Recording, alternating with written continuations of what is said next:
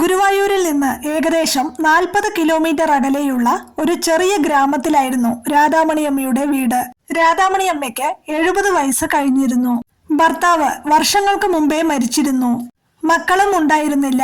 രാധാമണിയമ്മയ്ക്ക് ലോകത്തിൽ സ്വന്തമെന്ന് പറയാൻ ഒരു ചെറിയ വീടും ഗുരുവായൂരപ്പനോടുള്ള അചഞ്ചലമായ വിശ്വാസവും മാത്രം. എല്ലാ മാസവും ഒരു ദിവസം അവർ ഗുരുവായൂരിൽ വരും.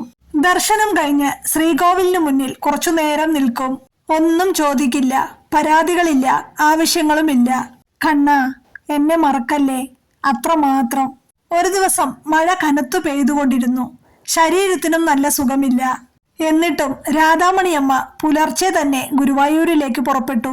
ക്ഷേത്രത്തിലെത്തിയപ്പോൾ വലിയ തിരക്കായിരുന്നു. മഴ നനഞ്ഞ വസ്ത്രങ്ങളും ക്ഷീണിച്ച ശരീരവും കാരണം അവർക്ക് നിൽക്കാൻ പോലും ബുദ്ധിമുട്ടായി. അവസാനം ശ്രീകോവിലിനു മുന്നിലെത്തി. ഗുരുവായൂരപ്പന്റെ തിരുമുഖം കണ്ട നിമിഷം കണ്ണുകൾ നിറഞ്ഞു. കണ്ണാ, ഇനി എത്ര നാൾ ഉണ്ടാവുമെന്നറിയില്ല. അടുത്ത മാസം വരാൻ സാധിക്കുമോ എന്നും അറിയില്ല. എങ്കിലും എന്നെ മറക്കരുതേ, അവർ മനസ്സിൽ പറഞ്ഞു. ദർശനം കഴിഞ്ഞ് പുറത്തേക്കിറങ്ങിയപ്പോൾ മഴ വീണ്ടും ശക്തമായി. കയ്യിലുണ്ടായിരുന്ന ചെറിയ പണം ബസ് യാത്രയ്ക്കുള്ളത് മാത്രം. ഭക്ഷണം വാങ്ങാൻ പോലും ഒന്നുമില്ല. ക്ഷേത്രത്തിന്റെ ഒരു മൂലയിലിരുന്നു. നല്ല വിശപ്പുണ്ടായിരുന്നു. എന്നാൽ അതിലുപരി ഒരു വിഷമം. വീട്ടിലെത്തി കഴിയുന്നതുവരെ എന്തെങ്കിലും കഴിക്കാൻ കിട്ടുമോ? അങ്ങനെ ചിന്തിച്ചിരിക്കുമ്പോഴാണ് ഏകദേശം 10 വയസ്സുള്ള ഒരു ബാലൻ അവരുടെ മുന്നിലേക്ക് വന്നത്. കറുത്ത നിറം, കണ്ണുകളിൽ ഒരു പ്രത്യേക തിളക്കം. അവന്റെ കയ്യിൽ ഒരു ഇലയടച്ച പൊതിയുണ്ടായിരുന്നു. അമ്മേ, വിശക്കുന്നുണ്ടല്ലേ?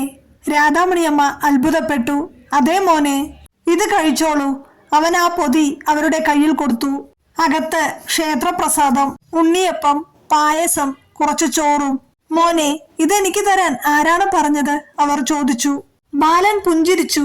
എനിക്ക് അറിയാവുന്ന ഒരാൾ. അത്രമാത്രം പറഞ്ഞു. രാധാമണിയമ്മ ഭക്ഷണം കഴിക്കാൻ തുടങ്ങി. വർഷങ്ങൾക്കു ശേഷം കിട്ടിയ ഏറ്റവും രുചികരമായ ഭക്ഷണം പോലെ തോന്നി. ഭക്ഷണം കഴിഞ്ഞ് നന്ദി പറയാൻ ചുറ്റും നോക്കി. പക്ഷെ ആ ബാലനെ എവിടെയും കണ്ടില്ല. മഴയത്ത് ഓടിപ്പോയിരിക്കുമെന്ന് കരുതി രാധാമണിയമ്മ വീട്ടിലേക്ക് മടങ്ങി. എന്നാൽ ആ ബാലന്റെ മുഖം മനസ്സിൽ നിന്നും മായുന്നില്ല. ദിവസങ്ങൾ കടന്നു. ഒരു ദിവസം രാത്രി രാധാമണിയമ്മ ഒരു സ്വപ്നം കണ്ടു. ഗുരുവായൂരപ്പൻ മയിൽപീലി ചൂടി കയ്യിൽ വെണ്ണയുമായി പുഞ്ചിരിക്കുന്ന ഉണ്ണിക്കണ്ണൻ. അവൻ അവരെ നോക്കി ചോദിച്ചു, അമ്മേ, അന്ന് കൊടുത്ത പ്രസാദം ഇഷ്ടമായോ? രാധാമണിയമ്മ ഞെട്ടി. ഏത് പ്രസാദം കണ്ണാ? കണ്ണൻ വീണ്ടും പുഞ്ചിരിച്ചു. മഴ പെയ്ത ദിവസം ക്ഷേത്രമുറ്റത്തിരുന്നപ്പോൾ. അത് കേട്ട നിമിഷം രാധാമണിയമ്മയുടെ കണ്ണുനീരൊഴുകി. അപ്പോൾ അത് നീയായിരുന്നോ? ഉണ്ണിക്കണ്ണൻ ഒന്നും പറഞ്ഞില്ല, ഒന്ന് പുഞ്ചിരിച്ചു, അത്രമാത്രം. ആ പുഞ്ചിരി കണ്ടുകൊണ്ടിരിക്കെ സ്വപ്നം അവസാനിച്ചു. അടുത്ത ദിവസം രാവിലെ അയൽവാസികൾ കണ്ടത് മറ്റൊന്നായിരുന്നു. വീട്ടിലെ പൂജാമുറിക്ക് മുന്നിൽ ഗുരുവായൂരപ്പന്റെ ചിത്രം നെഞ്ചോട് ചേർത്ത് പിടിച്ചു കിടക്കുന്ന രാധാമണിയമ്മയെ.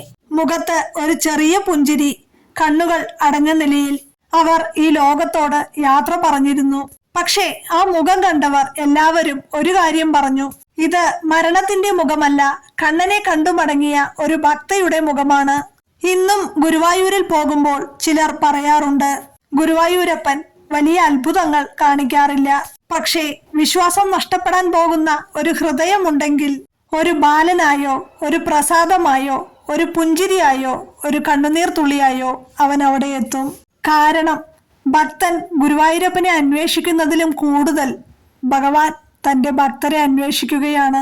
കണ്ണനെ വിളിക്കുന്ന ഓരോ ഹൃദയവും ശ്രീകോവിലിലെ മണിനാദം പോലെയാണ്. അത് എത്ര ദൂരെയായാലും ഗുരുവായൂരപ്പൻ കേൾക്കാതിരിക്കില്ല.